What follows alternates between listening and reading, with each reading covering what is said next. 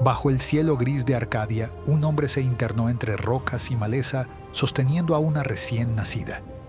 El viento soplaba con un filo que calaba los huesos.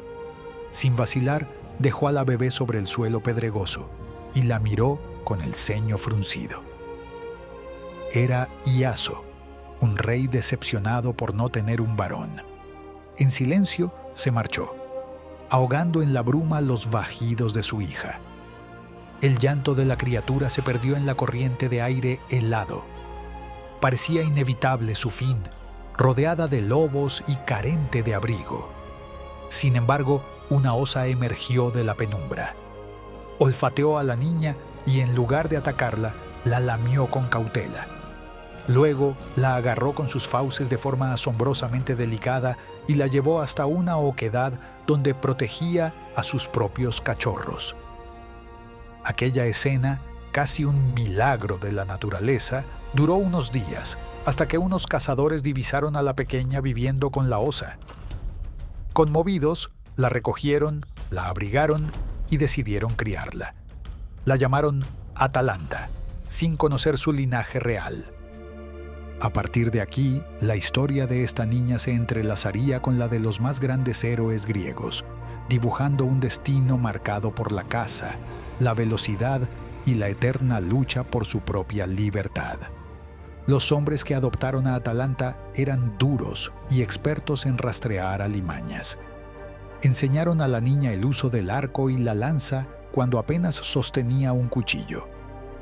Ella absorbía las lecciones con facilidad.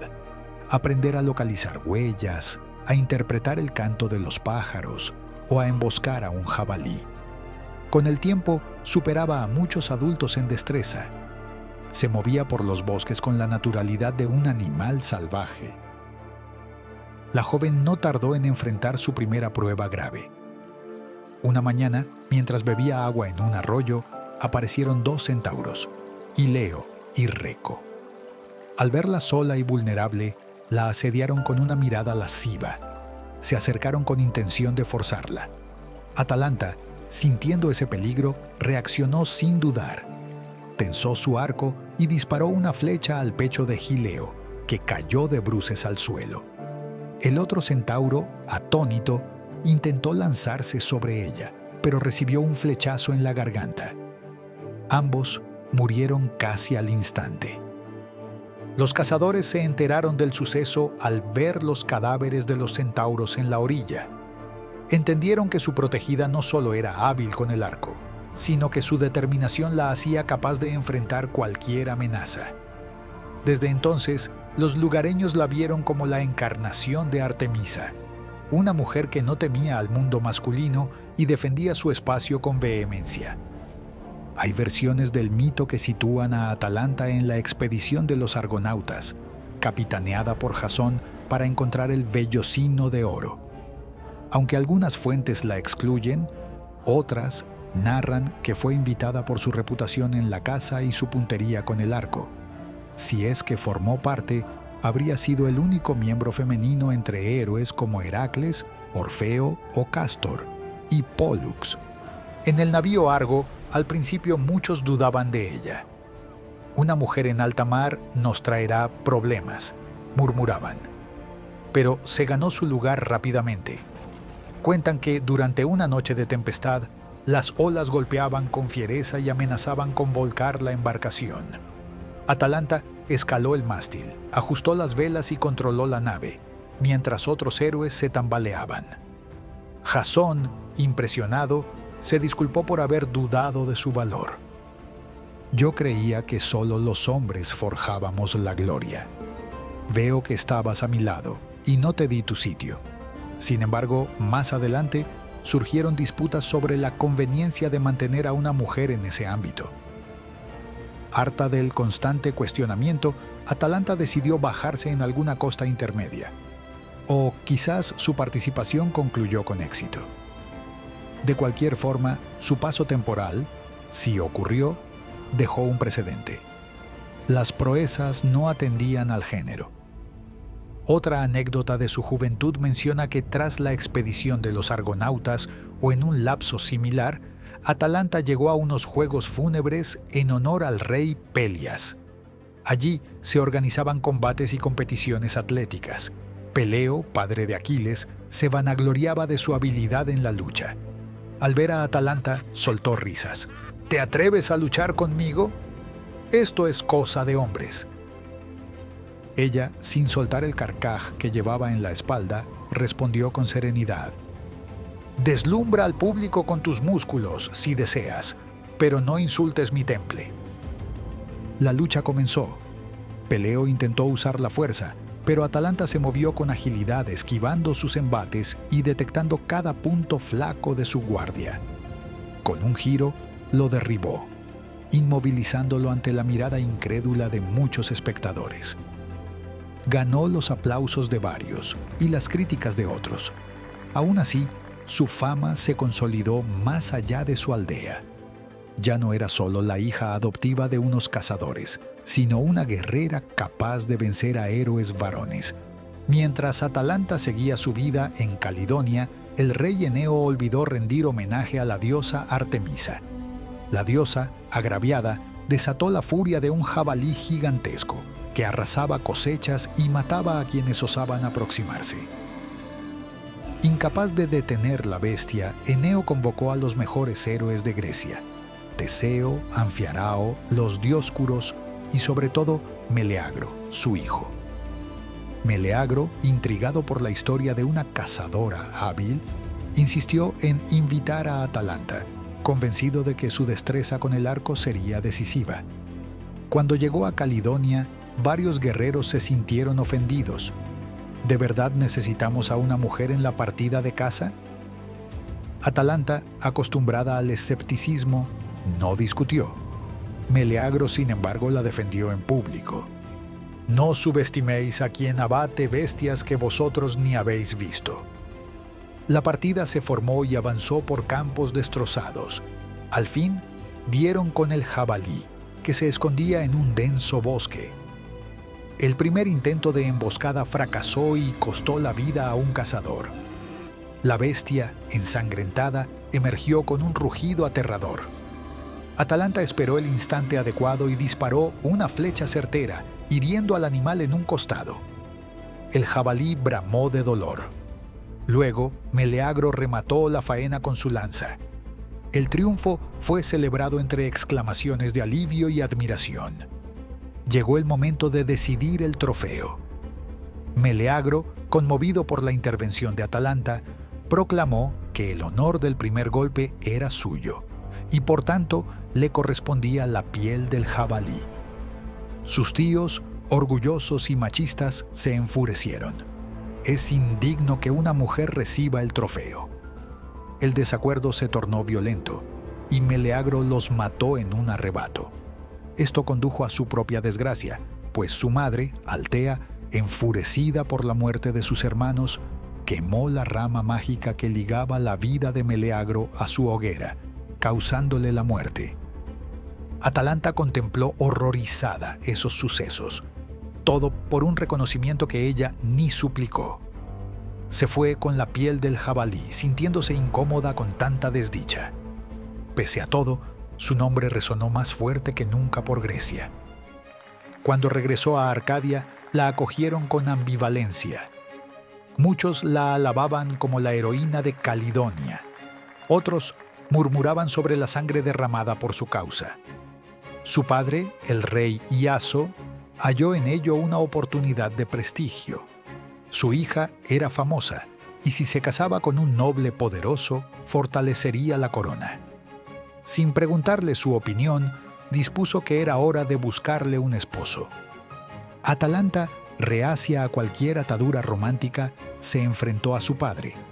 Ella prefería la soltería, la caza y la vida libre. Argumentaba que no quería verse atada a un hombre. El rey, sin embargo, presionó con la tradición y la necesidad de herederos. Cansada de las discusiones, Atalanta decretó: si algún pretendiente me vence en una carrera, me casaré con él. Si pierde, morirá. Nadie del entorno se opuso a ese reto brutal. siguiendo la idea de que la realeza podía imponer condiciones extremas en temas nupciales. Fue así que se levantó una pista de carrera cerca del palacio, con un final atroz para los perdedores. Comenzaron a llegar hombres de distintas regiones, deslumbrados por la belleza y la reputación de Atalanta. Todos creían que podrían vencerla con alguna artimaña. Pero la joven, habituada a la caza y a la velocidad, los rebasaba con facilidad. En cada carrera el pretendiente quedaba detrás, y el padre o la propia Atalanta, según la versión, dictaba la sentencia de muerte. La sangre corrió varias veces en nombre de ese desafío. Para algunos, ella encarnaba una crueldad sin precedentes. Para otros, era la justa respuesta a un sistema que la forzaba a casarse. Atalanta, en su fuero interno, sentía un hastío profundo. No anhelaba matar, pero tampoco aceptaría perder su libertad. Aún así, cada carrera la manchaba de sangre inocente. Ella lo asumía con frialdad, convencida de que eran ellos quienes se habían arriesgado voluntariamente. Entre los pocos atrevidos que quedaban surgió Hipómenes, a veces llamado Melanión, un joven que no tenía la fama de los grandes héroes, pero sí un corazón decidido. Se había enamorado de Atalanta con solo escuchar sus hazañas. Reconocía que no podría vencerla con su fuerza o velocidad, así que acudió a Afrodita, diosa del amor, para pedir ayuda. Le contó su historia. «No deseo morir, diosa, pero tampoco puedo renunciar a luchar por ella». Afrodita, sintiendo curiosidad o simple ansia de inmiscuirse, le ofreció 3 manzanas doradas del jardín de las Hespérides. Le aconsejó: «Cuando ella te supere, arroja una manzana. Su brillo la detendrá unos instantes. Úsalas con astucia, pero no olvides rendirme tributo después de tu victoria». Hipómenes agradeció el don y partió a Arcadia. Se apuntó a la carrera. Atalanta, al verlo, no le prestó demasiada atención. Aparentaba un físico normal, nada extraordinario. Él, en cambio, la observaba con admiración silenciosa. El día fijado, una multitud se reunió en torno a la pista. El rey Iaso daba la señal. Atalanta y Hipómenes se alinearon. Sonó la trompeta y salieron. Como era costumbre, Atalanta avanzaba cual ráfaga de viento, mientras él hacía un esfuerzo visible para no quedarse muy atrás. Cuando ella estaba a punto de dejarlo atrás sin remedio, Hipómenes arrojó una de las manzanas doradas. Su fulgor al rodar por el suelo cautivó la mirada de la cazadora. Ella redujo el paso, llevada por una intriga que no lograba explicar. El joven aprovechó para tomar distancia. Ella se dio cuenta, apretó el paso y lo alcanzó de nuevo. La escena se repitió con la segunda manzana. La curiosidad de Atalanta la hizo desviarse apenas unos segundos, pero lo suficiente para perder terreno. La multitud miraba boquiabierta a aquella estrategia. Al ver la línea de meta cerca, Atalanta lo rebasó otra vez, y él, respirando con agonía, soltó la tercera y más brillante de las manzanas. Esta vez, la chica se distrajo el tiempo necesario para que Hipómenes cruzara la meta primero. Con el corazón todavía palpitante, Hipómenes alzó los brazos en señal de victoria. Atalanta se detuvo, sujetando las manzanas doradas, sintiéndose engañada y furiosa, pero se había comprometido por juramento. Atalanta, consecuente, cumplió. Se casó con Hipómenes. Al inicio se mostró distante, aunque con el pasar de los días cierto afecto nació entre ellos. Él la respetaba y no la forzaba a abandonar la casa. Aún así, ese enlace estaba sembrado de una manipulación divina. Afrodita, la diosa que había prestado las manzanas, esperaba una ofrenda de gratitud, y la pareja, distraída, no la realizó. Afrodita, irritada, provocó un suceso funesto. La versión más difundida dice que, durante un viaje, la pasión ardió en un templo sagrado. Algunos culpan a Zeus o a Rea Cibeles como dueño del templo. Al mancillar aquel lugar santo con su unión, la deidad a cargo los transformó en leones, animales que según el mito griego no se aparean con su propia especie, sino que requieren un leopardo.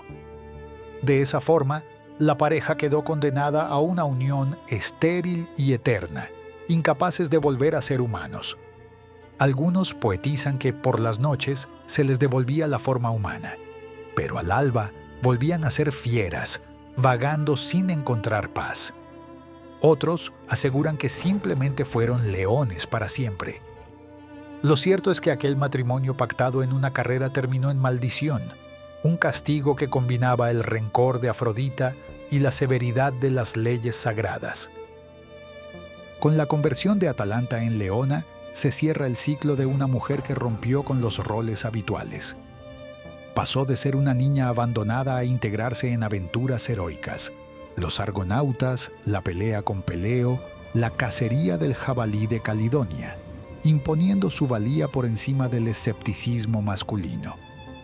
Sin embargo, el poder de los dioses y la presión social la empujaron a un matrimonio sellado por la trampa de unas manzanas doradas, y ese desenlace trágico la encapsuló en el imaginario como una figura contradictoria, la libertaria que, al final, sucumbe a un hechizo y a la maldición divina. Algunos relatos cuentan que tuvo un hijo, Partenopeo, quien se convirtió en uno de los 7 contra Tebas, heredando la fuerza de su madre. Sea como fuere, el recuerdo de Atalanta dominó la tradición griega como símbolo de coraje, velocidad y determinación, ensombrecido por la intervención caprichosa de los dioses. Para muchos jóvenes griegos, su historia enseñaba que ningún talento humano era suficiente para desafiar impunemente el orden olímpico. Aún así, en las aldeas cercanas a los bosques, la gente solía susurrar que cuando se veían 2 leones recorriendo caminos solitarios, tal vez se trataba de Atalanta y Hipómenes, condenados a correr juntos, incapaces de recuperar su antigua forma. Una historia más de la mitología griega que prueba lo implacables que podían ser los dioses y lo frágil que resultaba la mortalidad, incluso si uno poseía la habilidad de una gran cazadora. Ella, la que derrotó centauros, mató al jabalí de Calidonia y humilló a tantos hombres en la pista, terminó con su libertad presa en el cuerpo de una bestia, recordando que la voluntad del Olimpo siempre pesa más que los sueños de la humanidad.